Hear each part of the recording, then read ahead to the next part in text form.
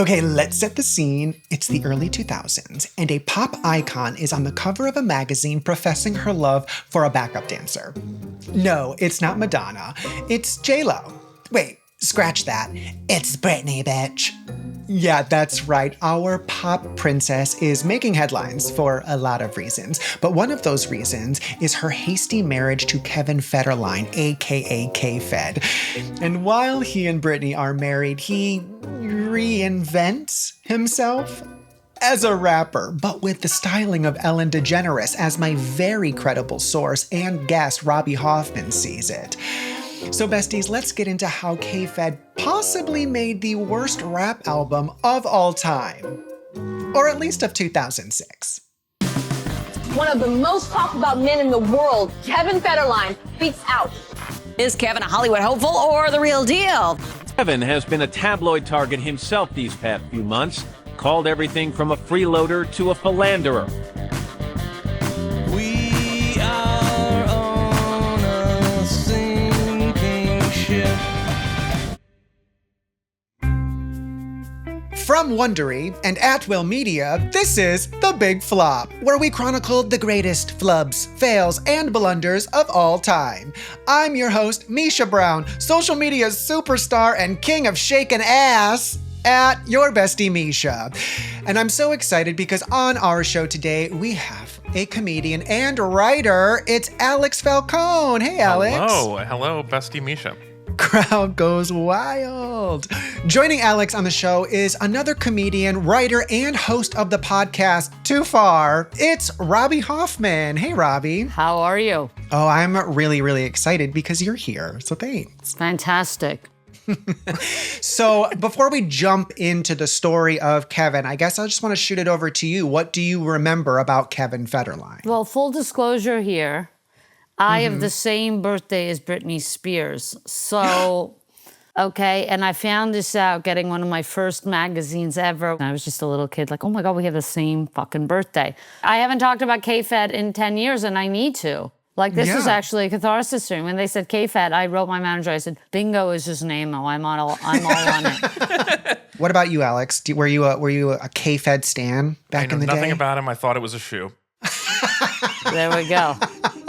Okay, well, we are here to enlighten. So yes, today we are covering the man who was the talk of all the tabloids in the early 2000s, Kevin Federline. He's the backup dancer who married Britney Spears and desperately wanted to launch a rap career of his own, but completely failed because all his fame, money, and connections could not compensate for his total incapability to rock the mic. K-Fed did work up as a male dancer. I mean, so this is what I'm trying to understand. So backup dancer sounds like not the easiest job to get. No. Yeah.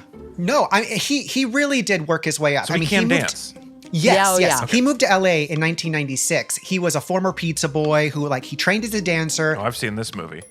Yeah, exactly. He had his big dream so that he could hang up that, pizza delivery uniform once and for all. And like so many people who move to the big city trying to become famous or break into the music biz, he initially leads a very modest lifestyle doing this starving artist thing. He lived with 5 roommates in a 1-bedroom apartment. He was slowly and surely starting to establish himself in the dance scene. He made connections with other aspiring dancers. He joins the community, and these other dancers, they actually gave him a nickname. Do you know what his nickname was? No. Dirt Cat. Dirt Cat? Yeah. Why? Because of his grungy look. I thought he had a good look. You'll notice that Britney, she's from buttfuck, Louisiana, if I'm not mistaken. She didn't grow up. She doesn't need somebody, from Hollywood and this whole thing, okay? When I saw her at the gas station barefoot picking up ciggies, that is the real Britney. Okay, that was her. She just wants to pick up a ciggy, fill a car, be pregnant. Like, that's what she wants to do, right? And he came from that. He kind of had an Eminem, vibe to him. He wore the oversized N1 brand, that sort of thing. I would say during their relationship, he was like this kind of Southern belle boy, and she was Southern, but not the belle you think she is. She was the white trash Southern, my favorite, and shout out because I love you guys. She wasn't that prim and proper. Sure. I feel like if you are a hot backup dancer and you meet a celebrity singer and they like you and they're like, you are going to be my kept backup dancer boy and you don't have to work ever, I think that's more charming than him being like, finally, this is going to turn into my music career. It sounds lovely. But, he was working. He wasn't somebody that was just trying to find his big break through somebody already famous. He started dancing with acts like Michael Jackson, Destiny's Child, even Justin Timberlake, which little did they know that one day they would be competing for the title of Britney's worst ex. But things were going well for him and his personal life. And in 2000, he starts dating an actress, Shar Jackson, from the sitcom Moesha. Oh, I recognize Char. Okay. And 2 years later, when Kevin is 24, they have a kid together. So from there, Kevin gets booked to dance on an episode of Will and Grace and appears in Pink's Get the Party Started music video, a early 2000s classic. This is an impressive career. I already feel like not a flop. His next gig, though, was a little more prestigious. He makes his movie debut in You Got Served. Really? Yeah, I mean, he was just a background dancer and his character didn't even have a name, but still they're going great for Dirt Cat. Being in a feature film is like a huge deal. Especially a feature film about dancing. Especially that. I had to Google that. I thought it was about tennis. It turns out it's a dancing movie, so that makes perfect sense for him. Yeah, tennis. Can we just back up here? First of all, we have no right to be criticizing a man's career and how hard he's worked. I've made a full 180, okay? Yeah. You know what? It's like when people like criticize, it's like this book or that album. You do it then. Yeah. You write a book. You make an album. You dance back up in Will and Grace. You dance back up in Will and Grace. Exactly. It's like he did something. He went for his dreams, and I fucking respect the hell out of K-Fed up until this point. Let the record show. I just, Misha, I'm taking full credit for this Robbie turnaround. I feel like I helped a lot with this. You did. I changed the attitude in the room. Let's actually watch a clip of You Got Served. Yes.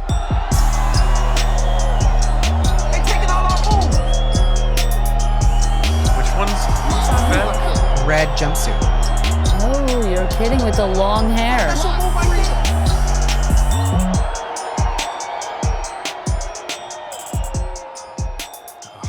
Now, if you're groups of dudes stealing each other for stealing dance moves, is that gay? At what point? Should they just kiss, is what you're saying? You should just kiss. That part where they get up in front of each other, they should just kiss. Your boy took your dance move? I mean, yeah, at this point. Just be gay. Forget the whole move. Just be gay. There's easier ways to be gay than this whole dance-off. Well, speaking of that, the reviews for You Got Served were savage. They called You Got Served cliched, amateurish, and feeble. And even though Kevin's got too small of a role in the movie to even get called out by name, it's his first flop. All of the other things he did, they were all commercial successes and, big projects. This one, the critics even put them... I expunge this from his record. This can't possibly be his fault. No additional dancing from him could have saved this movie. No, and he wasn't paid enough to have anything associated. He is expunged of this flop. Let it be known here. It's still amazing that he got to be in this terrible movie. Fantastic. Absolutely. And, the reviews, they don't seem to hurt Kevin's confidence in the slightest. Good. No. Yeah, don't read the reviews, Kevin. Exactly. Especially, though, when he's out at the club. And everything changes for him one fateful night in April of 2004 when he meets someone at a nightclub called Joseph's in Los Angeles. And it's Britney, bitch. Bitch. But we got to keep in mind, this is like when Britney's at the peak of her fame. A few months earlier is her fourth album, In the Zone, that hit top of the charts. She's about to win a Grammy for Toxic. Her latest world tour is about to make $30 million. Oh, and the press is in an absolute Britney frenzy because of her kiss with Madonna at the MTV Video Music Awards. Britney's sitting at her regular table in the club when she spots Kevin, and she's the one who makes the first move. That's right. Kevin didn't waltz up to Britney and say, hey, they call me Dirt Cat, wanna dance? Wow, you know what? Gabby and I met outside. And I feel the organic meeting is just, there's something to it. It's more than you and the person. It's an energy. Well, you're right. Britney says upon meeting Kevin, quote, he was like a magnet. I was being pulled. It was so beyond my control. Thank you. It also, like, a lot of times people meet in a club and they're like, let's dance. And then they just kind of like vibrate a little bit. But like Britney and Kevin could probably dance the heck out of a nightclub. They probably danced well. She's to this day. Even when they ruined her and they took everything from her. Even that one she did with the knives? Yeah, she's still dancing. They've gotten more violent, there's no question. But the dance is in her soul. She will spin for the rest of eternity. That is for sure. I'm happy about that. This is actually kind of a cute meeting. Yeah. I'm really into them. I'm going to be sad that when they break up now. You've convinced me. You would be the only one in America. So yes, meeting at the club, this is the start of a whirlwind romance between Britney and K-Fed. Now, you might be thinking, wait a second, doesn't Kevin have a girlfriend, Char, and a young kid? Oh, yeah. Correct. I wasn't thinking that, but you're right. Good point. I'm over it. Britney comes to you. There's nothing to do here. I mean, she must have been on his hall pass list. Thank you. But Char was also 6 months pregnant with their second child. It's not great.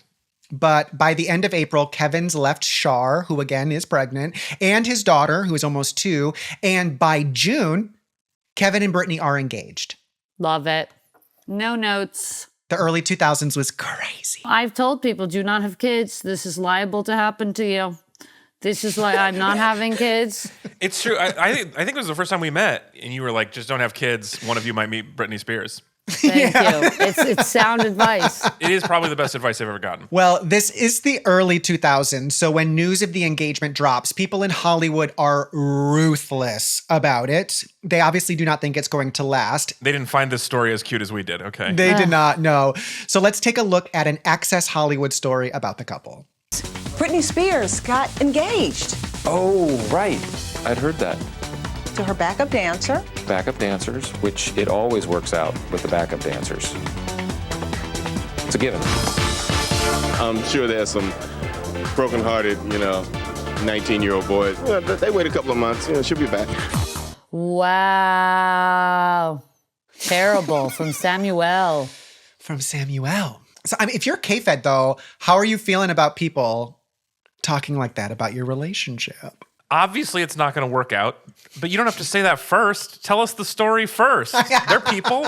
I mean, look, I don't remember all of the 2006 coverage of Britney Spears, but I'm guessing they were mean to her no matter what happened all the time for everything. So the fact that they were mean to her about a partner does not seem particularly surprising. No. Sure. Well, Kevin and Britney, despite all of the media coverage, they go ahead and they get hitched on September 23rd of 2004, just 5 months after meeting each other in that club. So how does Kevin get dressed up for his big day? Well, he and his groomsmen wear white tracksuits with the word pimp on the back. Classy. So let's take a look at these outfits. Oh, Pimp Daddy. But you know she loved these. You know she loved this. She's from Buttfuck, Louisiana. This is her shit. Listen, Gab, listen, you're talking to somebody. I just got married in Vegas. Me too. This muzzle tough. This is the moves right here. The suits are beautiful. They're custom.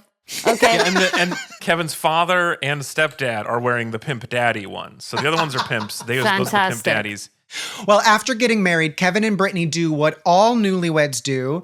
They get a reality TV show. Oh, why do I not remember this? If the show was called Over Under 6 Months, how could people not watch that? If it was just a show to see how long before they get divorced, that's a hell of a pitch. Misha does the reporting. Falcone does the distribution. Creative executive producer. The programming. Yeah. Do you understand? What are you going to do? I'm enjoying. I'm at the wedding, bro.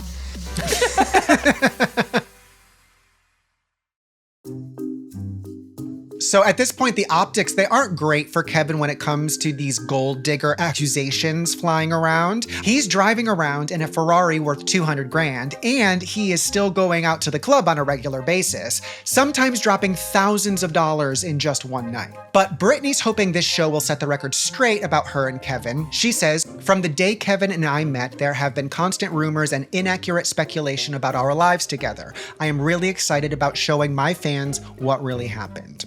And Kevin is also hoping that this reality show might finally be the thing that helps him launch a music career of his own. So the show, it's called Britney and Kevin Chaotic. Wait, with a K? K-otic. No. Oh, okay. Wait, would have been so good. It premieres on UPN in May of 2005. It is just 6 episodes long. It includes Britney and Kevin's home videos, and it's all about their relationship and how they went from club music to wedding bells. I want all 6 episodes. Is there any way to stream these? We can look into it. Please. But here's the intro. I want what everyone wants. Love. My ideal guy would be somebody that hasn't really seen that much, because I have, and I'd like to see through him. I just didn't believe in the fairy tale. I care about you. If you ever watch this tape, I care. Wait, what? Why were they kissing from so close up? It's very chaotic. His nostrils. Why am I in this man's nose? The camera angle was from her chest to his chin. What was happening there? No, it was very unflattering angles on his part. Very unflattering angles. Also, watching humans kiss at that angle, not good for No, anybody. That's no. not a. Now I kind of regret ever kissing. Is that what it's been looking like this whole time? I'm embarrassed for every kiss I've ever had. Now, even if they had come off looking great in the show, which they don't, it wouldn't have mattered because, like I said, not very many people tune in to see Britney and Kevin's home videos. The first episode of the show debuts at a sad 81 on the Nielsen charts, and by the last episode, Chaotic has lost almost half its audience and isn't even in the top 100 anymore. And for somebody like Britney Spears at this moment of her career, that's not great. Yeah, it's honestly kind of shocking. I wonder if there was just a terrible production marketing. I think it was probably pre-Kardashian, so it was kind of like the reality. I think at the time that we were into were more game showy survival shows, The Survivor and Amazing Race. Race. If it was Britney and K-Fed on an island, we would have tuned in. Yeah, I think like this probably was maybe there was only the Osbournes or maybe the Jessica Simpson, Nick Lachey, I can't remember, but it wasn't as. You couldn't get on a regular net. What was she on, UPN, did you say? She wasn't on even E or anything like this. Paramount Plus exclusive streaming. Yeah, I expunged this from both the records. Okay, great. Expunged. Due to the mismanagement of the programming. Yeah, not their fault. It wasn't just what network it was on. It was also not a critical darling. One reviewer called the show an insult to common sense and decency and says it's embarrassing, nauseating, and excruciating.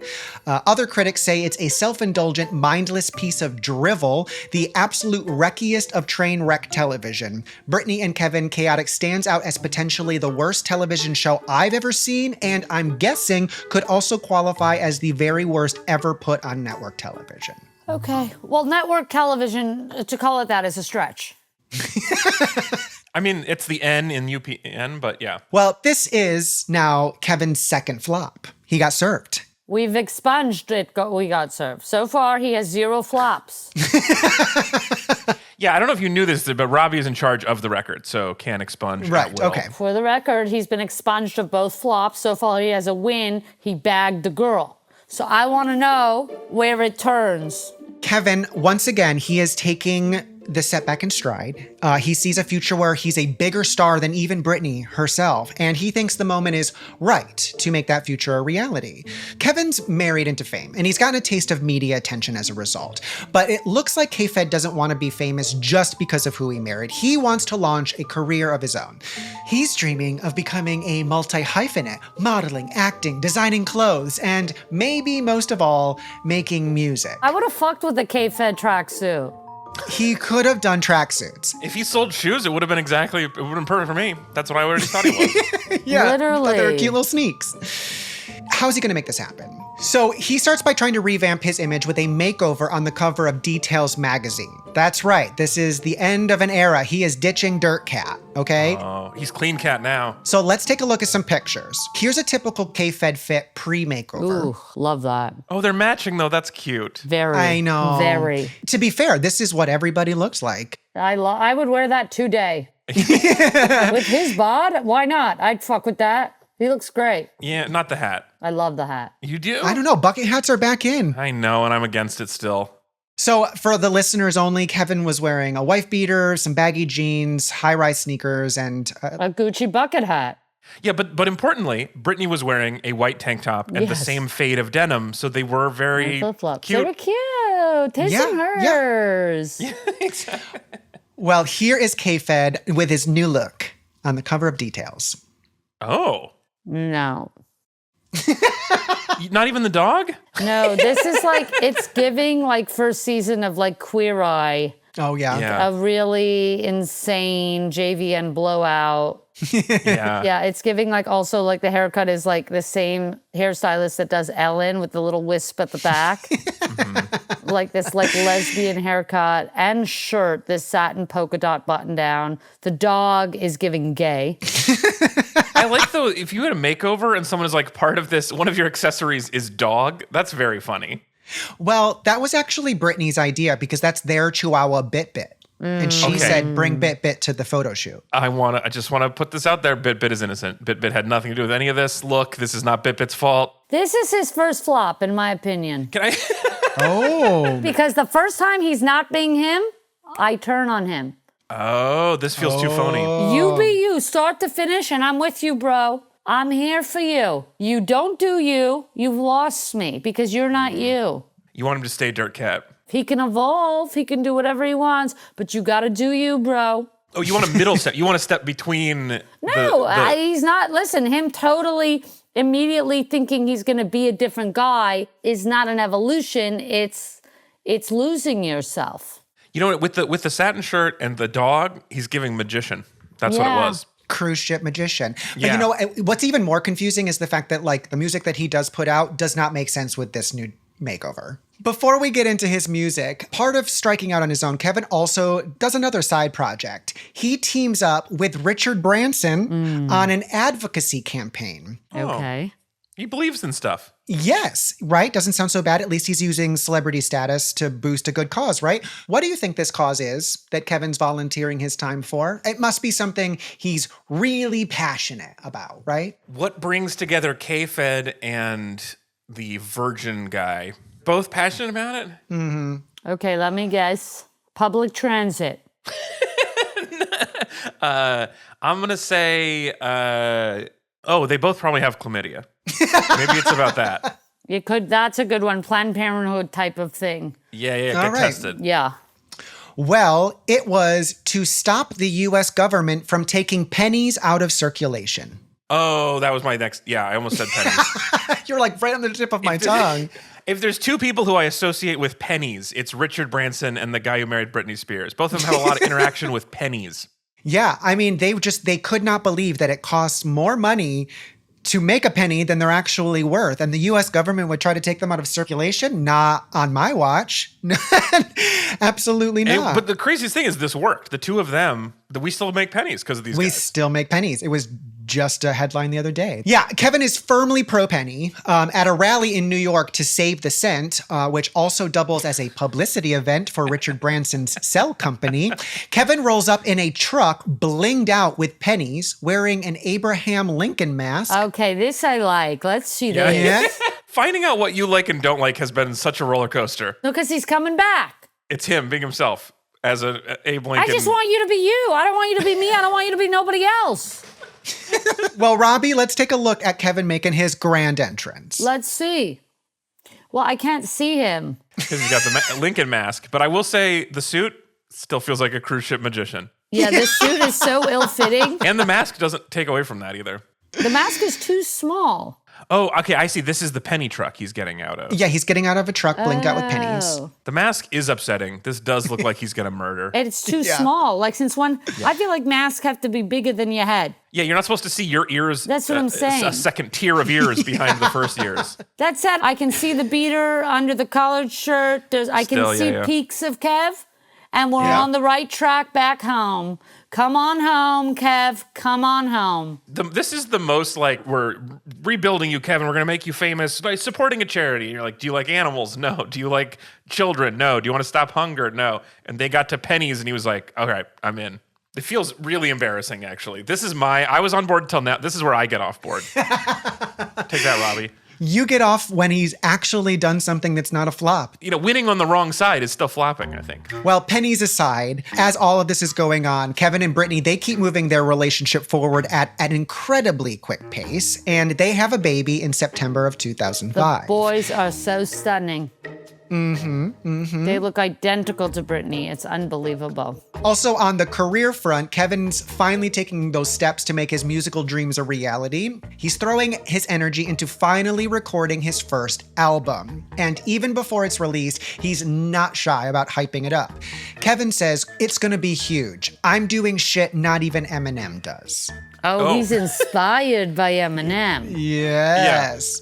I don't love that. There's a lot of people doing stuff that Eminem's not doing. Philharmonic. Most musicians. I mean, very few people are doing it, so that's a weird way to phrase it. But Sure is. Now, there is just one problem. Kevin's album doesn't have a big record label attached, or any big-time music producers who are involved.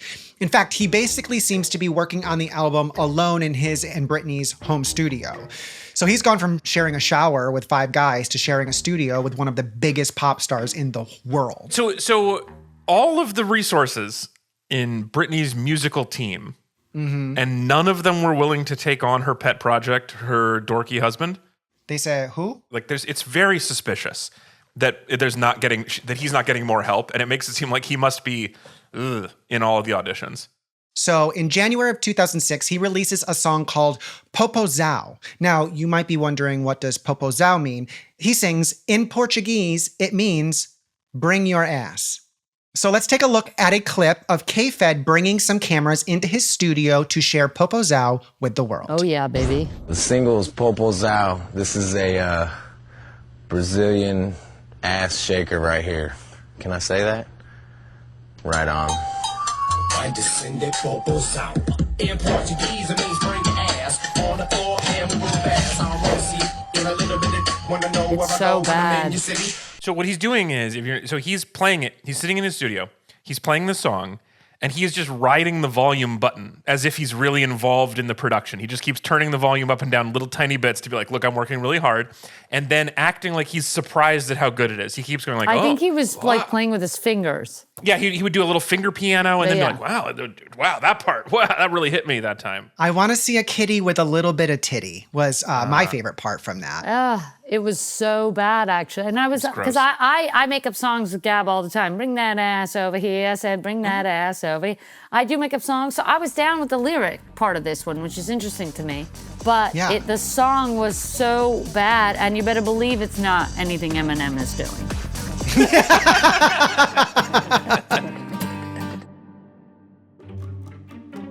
People hate Popozão so much.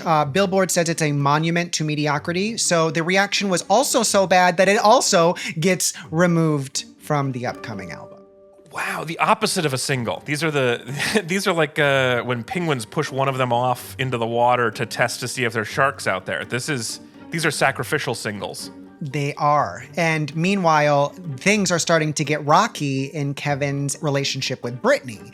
Yeah. In September 2006, they have their second child. And this is the time when Britney's really kind of like starting to realize that maybe Kevin is more invested in fame and money than their family. Okay, now we're really getting into it. I'm excited. Yes. So Kevin either doesn't know about or doesn't care about the trouble that's brewing for him at home. He is out promoting his album, which probably proves Britney's point. But despite the failure of his first 2 tracks, Kevin still believes he has a hit on his hands. After all the hype leading up to it, Kevin finally releases his album, Playing with Fire, in October of 2006. It is, and I mean this, a commercial and critical flop. It debuts with abysmal sales of just 6,000 records. And this is the time when we were buying.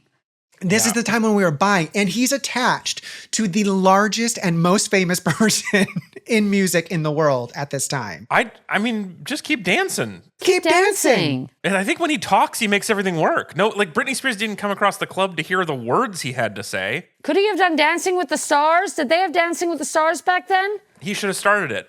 Because he would have killed on that. Yeah. Yeah, well, it becomes the worst reviewed album of all time. Okay, good.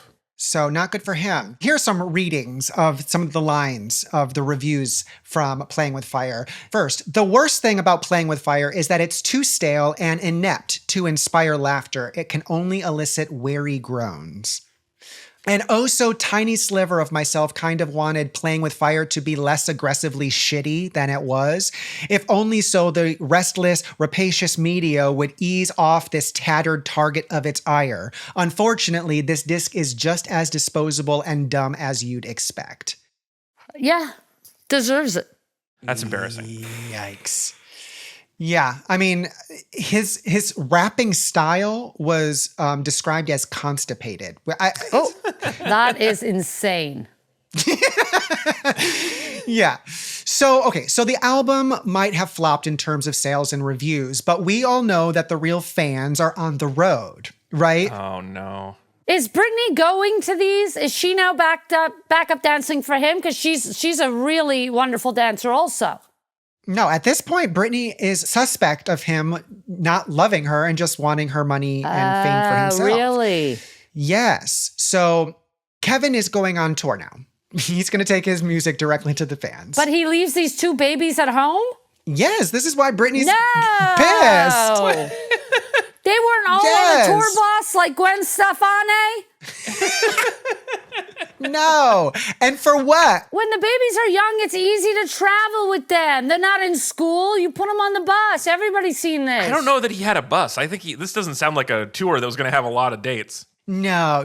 And in New York, he sold 1/5 of the tickets available. Look, we've all been there. Yeah, of course. No, I'm not going to cast stones, but you can't afford to bring your baby with you when you're selling 1/5 of the venue. For the record, I'm selling out. Okay, K-Fed, let the record be shown. But the thing about this New York City performance that was like really mind-blowing and sad is that Kevin delayed the performance for 3 hours, hoping that more people would show up. Oh, I hate that so much. But they never did. And someone needs to explain to him that usually the musician keeps the crowd waiting, not the other way around. Oh, every comedy show I've ever been to, somebody has been like, we're going to hold in case a few more people show up, and then no one else shows up. Oh, it's brutal. A few minutes, fine. You hold 10, 15. By hour 3. 3 hours is crazy. Are you deranged? Who sees an event happening? It's 10 p.m. Oh, the event started at 8. Maybe I'll go now. It was really bad traffic in New York.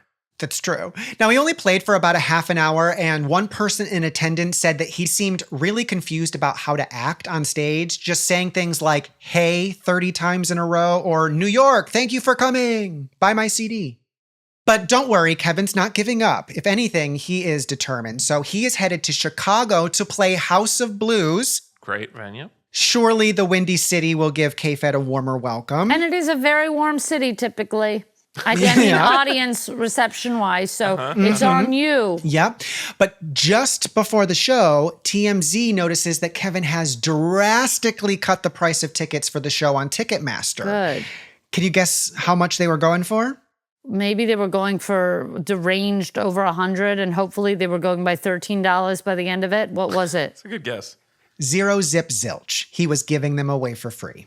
Oh, it was paper in the room. Yes. And Kevin literally cannot give away tickets to his concerts. It would have been more embarrassing if he tried to pay people to come and show up, but they still said a concert from Popozao guy, thanks, but no thanks. And very, very few people showed up in Chicago. And the very few people who were showing up to Kevin's events were mostly there to hate watch. Right. The hate watch money is still good money, but it's apparently still not making enough. money. No, not enough. But yeah, people were heckling and booing him.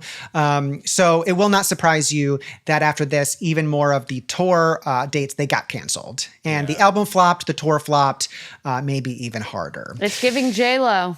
Look, I'm not good at music either. If I made a CD, it would be bad. I can understand that. I don't feel like I need to rag on him for that. But the booking a huge venue when you don't have fans is very embarrassing. That part's you self-produced the album, no one's liked it, and you've booked a tour, like your first ever live shows. He didn't even self-produce. He wife produced. You think he produced it?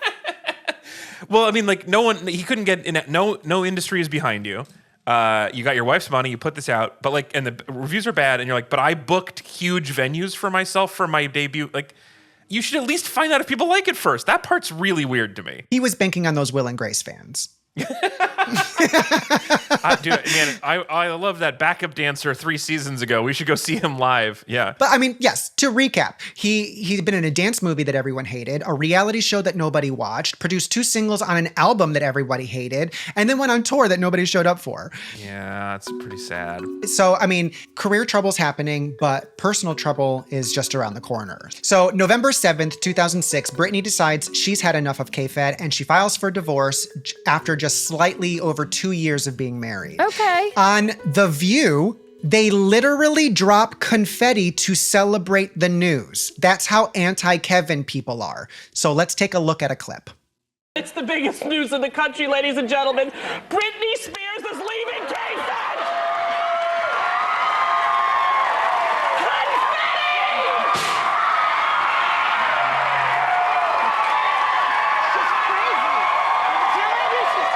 I love confetti so much. This is a beautiful moment. I mean, The View continues to be just so mature and just a great source of professional takes. That said, it is exciting that another man who was only there to exploit her was removed from her. Yeah, so what I do like about this is that it is not Britney bashing. No. We think you're too good for him, and so there is a support. There's a supportiveness to this trash talk that I find okay. Same. Oh yeah.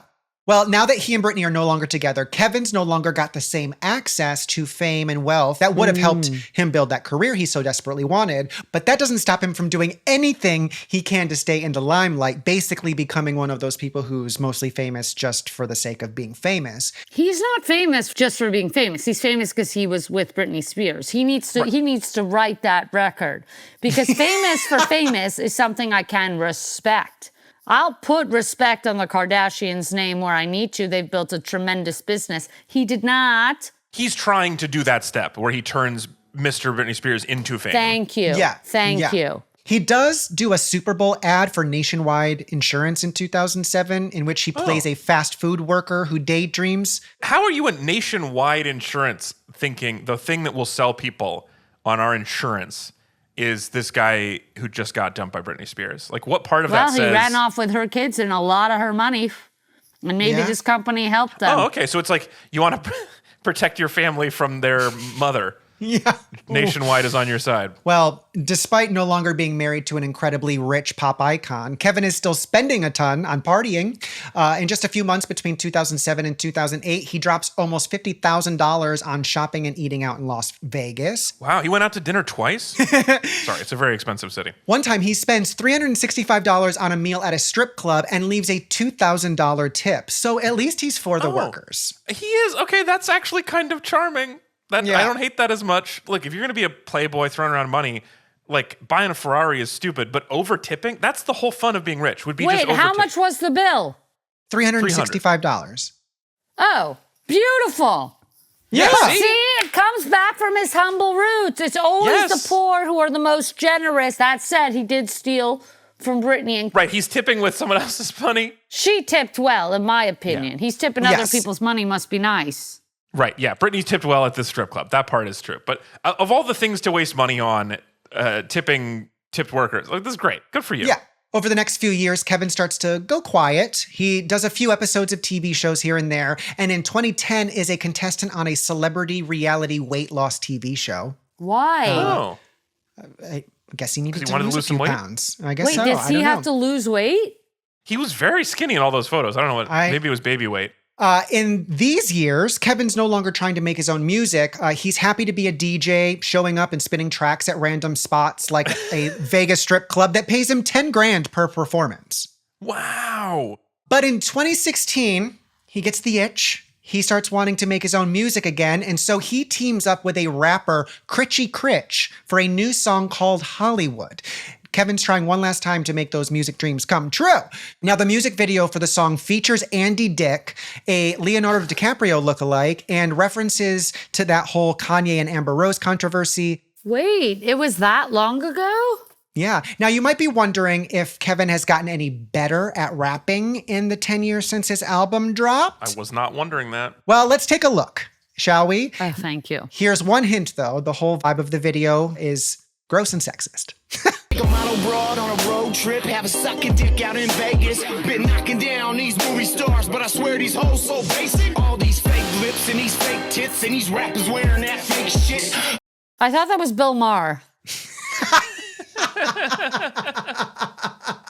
That's not my thing. It's so bad. It's so bad.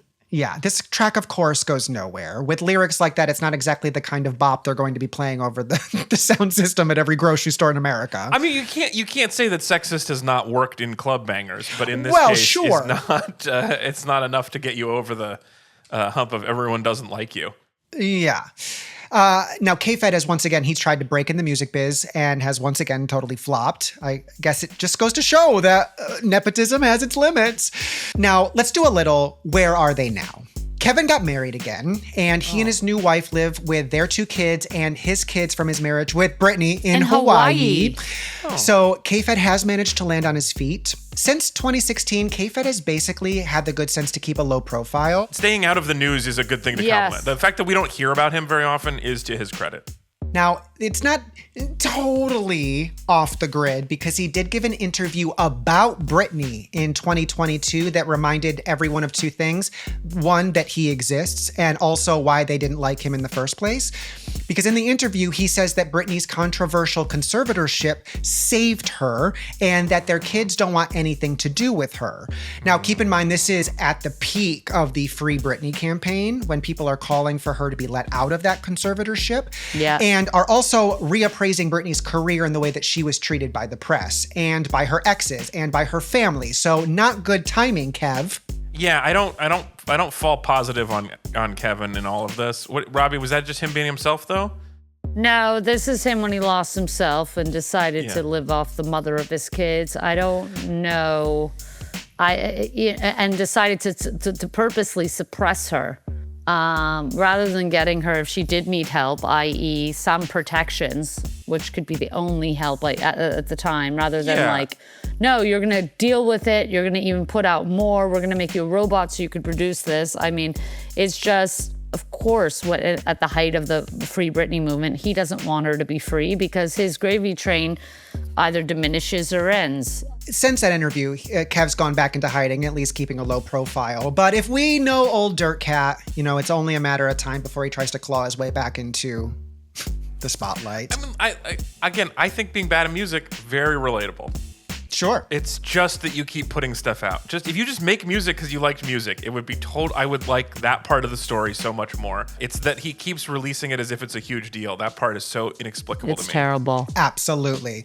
So here on The Big Flop, we try to be positive people and end on a high. So are there any silver linings that you can think of that came about from Kevin Federline, K-Fed, Dirt Cat? For me, I learned a new Portuguese word. Yep. So that was a start. I learned papazão. Definitely saying that right. There's no silver lining. It's tragic. I feel like you could probably come up with one. No, we have to end on a low note. He's complicit, and he is the most pathetic of people. He exploited the mother of his children. Well, here's your moment. Here's the big assessment. So now that you both know about K-Fed, who had fame, money, access to the biggest celebrities in the world, but still could not get any kind of career off the ground himself, would you consider him a baby flop, a big flop, or a mega flop?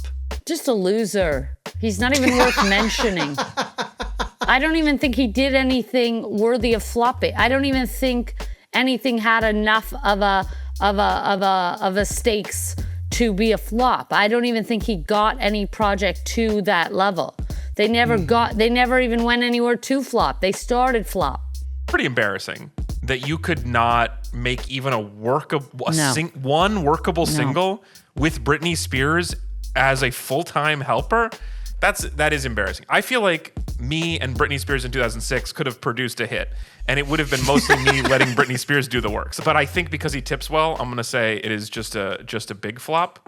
Well, on that note, thank you so much to our guests and fellow Britney fans, Robby Hoffman and Alex Falcone, for joining us here on The Big Flop. And of course, thanks to all of you for listening and watching. If you're enjoying the show, please leave us a rating and review or subscribe.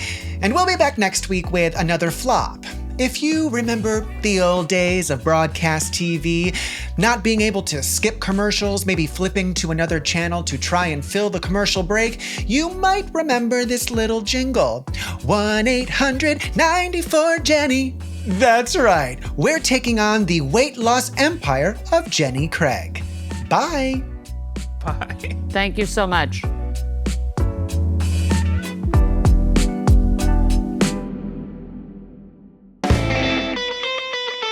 The Big Flop is a production of Wondery and At Will Media.